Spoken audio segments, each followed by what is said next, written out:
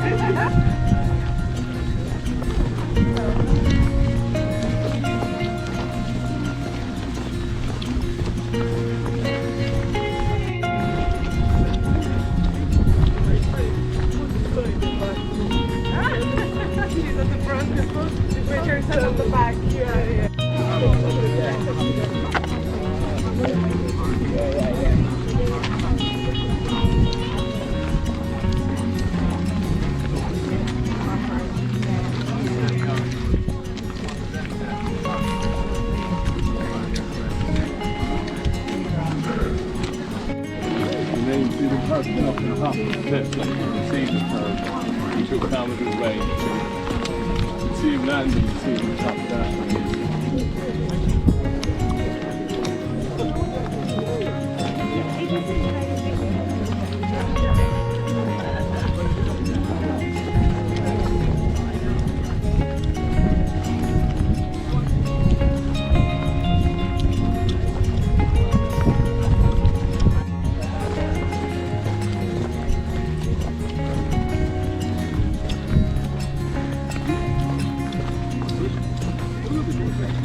I don't know what he's hand off. I was standing up the back and started laughing and just went around the fence and did it. I don't know.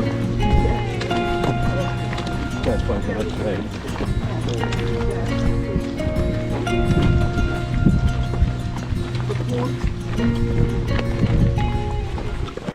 Welcome to County Mayo in Ireland, and we are on the annual famine walk that takes place in Doolough Valley, and we're just making our way through the valley, and it's remembering the people that walked all the way to Delphi Lodge looking for help, and they were turned away, and they had to make the journey back to Louisburg, and we're on the trip back to Louisburg from Delphi Lodge, and it's over 10 miles, so close to 11 miles, and it's a fantastic day. As you can see, loads of sunshine, clear blue skies, not many clouds in the sky.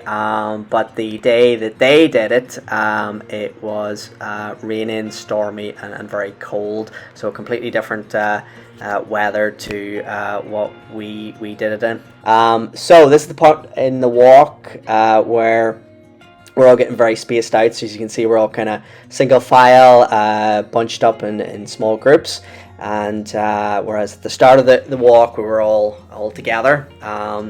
So even at some parts, there was nobody even ahead of me. There was these big, wide open spaces. But the valley is fantastic.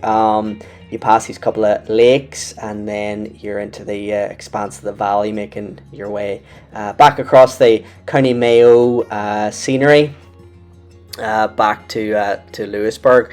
And in terms of the roads weren't closed or anything. It was well organised in terms of people on the back and the front of the group, but the cars could still pass both ways. So you just had to be careful on the cars, just to make sure you weren't stepping out over the road, making sure you were just keeping an eye behind you. But very well organised, absolutely fantastic event.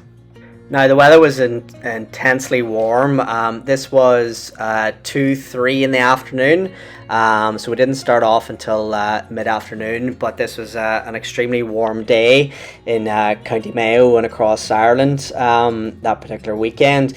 The weather was in the mid-20s, and we did have a halfway refreshment tent, so there's refreshments. I personally had 2 slices of cake or some baked goods, absolutely fantastic, keep the sugar levels up. And but one of the guys at that halfway point said that the temperature in one of the cars of the vans was almost close to 30 degrees, so really warm. So looks great, but when you have to do 10-11 miles in it, it was starting to get a bit intense halfway through. So you want to be taking lots of water, hydration, electrolytes. I had all of those things, a big sun hat just to keep the sun off, and sun cream. So sun cream, my arms were starting to get red. I was starting to apply sun cream almost nearly half an hour, just to keep it a fresh layer on. Also the backs of my legs, I was wearing shorts because it was just far too warm to wear hiking trousers, so my backs of my legs were starting to get red as well. So sun cream went on those. So for something like this, you want to be coming prepared. Just bring all the kit that you need. Sunshine can just ruin your next day if you end up getting sunburnt, but you want to also stay hydrated as well. So 10 miles is no joke in this type of weather, 25 to 30 degrees, so you want to take precautions. So because of the weather, I actually increased my pace early on, looking at the timings, knowing that if you're out in this weather, this heat, and in terms of dehydration, sunburn, all the rest of it, being out here in 4 hours or something of that nature was just going to be too much. So I increased my pace slightly, nothing major, but it just meant getting completed just over 3 hours or so, and that accounts for the big gaps in the spacing. At one point there was nobody ahead of me or behind. There was these big gaps, and then gradually I think people realized that themselves they just needed to up the pace slightly, rather than that very slow pace at the very start, because it was just far too warm. It was 3 in the afternoon, getting warmer, and dehydration was a thing. We'd no other refreshment stops or anywhere except for the halfway point. So after the halfway point, after 5 odd miles. You were pretty much on your own for the next 5.5 miles. But yeah, you got to just be sensible with a trail like this, that you have to think about the conditions and the supplies that you have, especially when it's very high temperatures. But overall, it was a fantastic day out, fantastic experience, a great memorial to those that walked this path many years ago, so a fitting tribute to those that walk and passed away on this route. So it's a small commemoration to those people. So if you get a chance to do it, give it a go. Come prepared.